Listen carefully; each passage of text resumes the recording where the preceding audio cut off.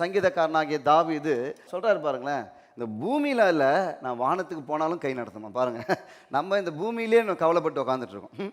பூமியில் மட்டும் இல்லை, இந்தியாவிலேருந்து அயர்லாந்து வந்துட்டு ஐயோ யாருமே எனக்கு தெரியாத, யார் என்னை நடத்துவா, யார் ஹெல்ப் பண்ணுவா, யார் கைட் பண்ணுவா அப்படி சொல்கிறீங்களா?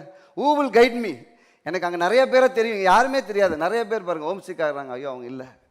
ஆனால் இவர் என்ன சொல்கிறாரு, பூமி இல்லைப்பா, வானத்துக்கே போனாலும் கை நடத்தும்.